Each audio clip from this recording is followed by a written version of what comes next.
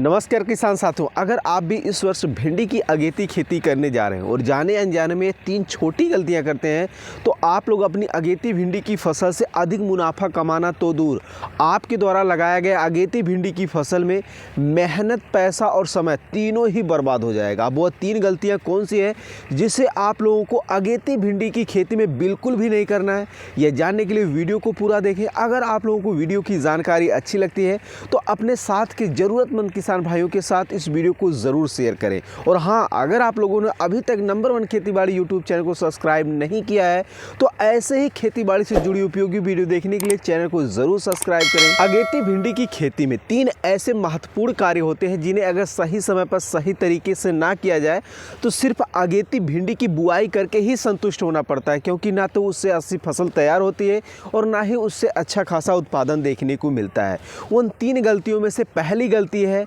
कि अगेती भिंडी की बुआई करने में जल्दबाजी करना। हम में से ज़्यादातर किसान भाई अगेती भिंडी की फसल से अधिक मुनाफा कमाने के चक्कर में कि अधिक मंडी भाव मिलेगा, इसके चक्कर में अपने खेत में जल्दी बिजाई कर देते हैं, जिससे अधिक ठंड पड़ने के कारण जो है भिंडी के बीज का जर्मिनेशन प्रभावित तो देखने को मिलता ही है। साथ ही अगर कुछ % बीज जर्मिनेशन हो भी जाते हैं तब भी उनमें अच्छी तरीके से ग्रोथ देखने को नहीं मिलती है, जिससे जब फसल तैयार होने की बारी आती है तो उससे अच्छा खासा हमें उत्पादन देखने को बिल्कुल भी नहीं मिलता है। अगेती बुआई करने के बाद भी इस तरीके से हम लोग अपनी भिंडी की फसल से अच्छा मुनाफा नहीं कमा पाते हैं। तो लेकिन यहाँ पर अब एक सवाल ये आता है कि हम अब बुआई इसकी कब करें। तो देखिए किसान साथियों, अगर आप लोग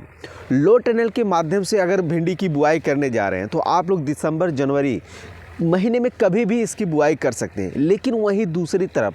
अगर आप लोग ओपन फील्ड में अपने खेत में जो है भिंडी की बुआई करने जा रहे हैं तो आप लोग अपने एरिया के मौसम को देखते हुए 15 जनवरी के बाद से जो है अगेती भिंडी की बुआई शुरू कर सकते हैं। अब क्यों कर सकते हैं? क्योंकि भिंडी की जो फसल होती है वह एक गर्म वातावरण वाली फसल होती है। भिंडी के बीज में अच्छे से जर्मिनेशन और छोटे पौधे में अच्छी ग्रोथ के लिए एरिया का तापमान कम से कम 18 से 25 डिग्री सेल्सियस होना अनिवार्य है। अगर आप लोग ओपन फील्ड में जो है अगेती भिंडी की खेती करने जा रहे हैं तो आप लोग जो है 15 जनवरी के बाद से ही बुआई शुरू करें, पहले ना करें, अन्यथा आप लोगों की जो फसल है वो ख़राब हो जाएगी। ये तो थी पहली गलती जो आप लोगों को भिंडी की अगेती बुआई करते समय बिल्कुल भी नहीं करनी है। दूसरी गलती है कि अच्छी क्वालिटी के बीज का चयन ना कर पाना। हम में से ज़्यादातर किसान भाई आज के समय में भी अपने खेतों में भिंडी की अगेती बुआई जल्दी करने के चक्कर में कोई सा भी मार्केट से बीज लाते हैं और अपने खेत में बिजाई कर देते हैं। नतीजा उनमें रोग बीमारी की समस्या ज़्यादातर देखने को मिलती है और फसल से उत्पादन भी कम देखने को मिलता है।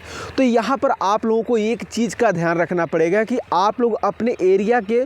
प्रचलित हाइब्रिड किस्मों का चुनाव करें, क्योंकि देसी किस्मों की अपेक्षा हाइब्रिड किस्में ज़्यादा उत्पादनशील होती हैं और उनमें रोग बीमारी की जो समस्याएं आती हैं वो भी कम देखने को मिलती है। तो आप लोग जल्दबाजी बिल्कुल भी ना करें, 10 दिन लेट बुआई करें लेकिन अच्छी क्वालिटी के ही बीज की बुआई करें। कई बार ऐसा भी होता है कि ज़्यादातर किसान भाई जानते भी हैं कि ये वाली बीज जो है बहुत ही अच्छी होती है, लेकिन उनके नज़दीकी मार्केट में वो बीज सही से यानी फिर जल्दी से या समय पर ना उपलब्ध होने के कारण वो चाहे जो भी वैरायटी होती है कोई सी भी वैरायटी की बुआई कर देते हैं, जानते हुए कि ये वाली वैरायटी नहीं वो वाली वैरायटी अच्छी है, लेकिन समय पर उपलब्ध ना होने के कारण जो है वो दूसरे बीज की बुआई कर लेते हैं। यहाँ पर भी आप लोगों को नुकसान देखने को मिल जाता है। लेकिन अगर आप जानते हैं कि वो वाली वैरायटी अच्छी है, अगर आपके एरिया में वो वाली वैरायटी नहीं मिल रही है तो आप लोग ऑनलाइन मार्केट का सहारा भी ले सकते हैं। ऑनलाइन मार्केट से खरीद करके आप लोग भिंडी की बिजाई करें, क्योंकि बीज पे ही निर्भर करता है कि आप लोग अपनी फसलों से कितना अच्छा उत्पादन ले पाएंगे।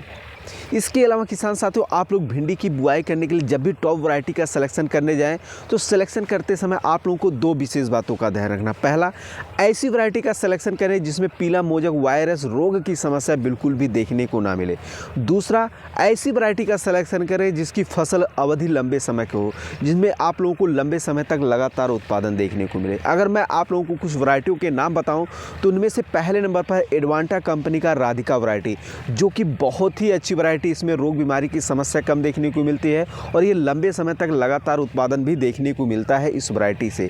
दूसरे नंबर की किसान साथियों जो वैरायटी है वह है नामधारी कंपनी का NS 862। यह भी बहुत ही अच्छी वैरायटी है। इसको भी मैं पिछले 2-3 वर्षों से लगा रहा हूँ। इसकी जो हाइट होती है वो ज़्यादा नहीं होती है और नज़दीक फल लगने की वजह से इनमें फल की मात्रा ज़्यादा रहती है और इनमें भी रोग बीमारी की समस्या बहुत ही कम देखने को मिलती है। इसके अलावा किसान साथियों आप लोग BSF कंपनी का सिंघम वैरायटी का भी सिलेक्शन कर सकते हैं। ये भी बहुत ही अच्छी वैरायटी है। इसमें जड़ों से कई शाखाओं का फुटाव होता है और सभी शाखाओं में जो है पर्याप्त मात्रा में भिंडी फल लगते हैं, जिससे भिंडी की फसल में जो है रोग बीमारी समस्या ना लगते हुए बहुत ही अच्छा खासा उत्पादन देखने को मिलता है। इसके अलावा भी मार्केट में बहुत सी वैरायटियाँ जो कि है अच्छी हैं, लेकिन उसके बारे में सभी किसान साथियों को पता नहीं है। तो आप लोग जो वैरायटी लगाते हैं उससे आपको कैसा उत्पादन मिलता है, ये चीज़ें आप लोग कमेंट्स में मेंशन कर सकते हैं, जिससे हमें जानकारी होने के साथ साथ हमारे साथ जो भी किसान साथी जुड़े हुए हैं इस वीडियो को देख रहे हैं उन्हें भी उस वैरायटी के बारे में अच्छी जानकारी मिल सके।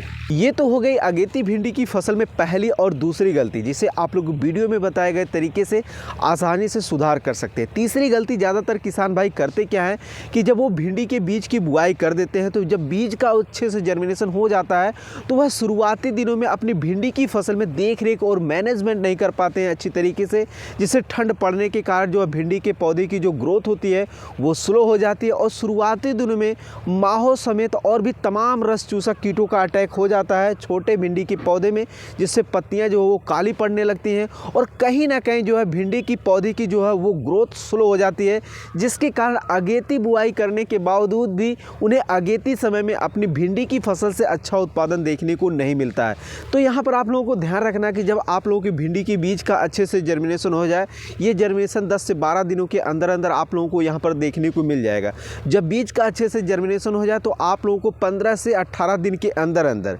प्रति एकड़ 500 से 600 ग्राम NPK 19-19-19 लेना है और कम से कम 150 लीटर से लेकर 200 लीटर पानी में घोल बनाकर आप लोगों को अपनी भिंडी की फसल में बहुत ही अच्छी तरीके से स्प्रे कर देना है। इसका स्प्रे करने से जो शुरुआती दिनों में ठंड लगने के कारण भिंडी के पौधे की ग्रोथ स्लो हो जाती है, ये उसको स्लो बिल्कुल भी होने नहीं देगा, पौधे को बिल्कुल एक्टिवेट रखेगा, जिससे पौधा ठंड होने के कारण भी अच्छी तरीके से ग्रोथ उसमें देखने को मिलेगी। पौधे पड़ने के कारण भी पौधा रुकेगा नहीं और उसमें अच्छी तरीके से ग्रोथ देखने को मिलेगी। ये चीज़ हो गया आप लोगों का पहला काम। ये चीज़ें आप लोगों को 18 दिन के पहले ही कर लेना है। दूसरा चीज़ आप लोगों को करना है, जब आप लोगों का जो भिंडी का फसल है वो 20 से 22 दिन का हो जाए तो आप लोगों को कीटनाशक के तौर पर जो है नीम ऑयल का स्प्रे करना है। आप लोगों को 10,000 ppm का नीम ऑयल लेना है प्रति 15 लीटर पानी में 30 ml और आप लोगों को अपनी फसलों में स्प्रे कर देना है अच्छी तरीके से। इसका स्प्रे करने से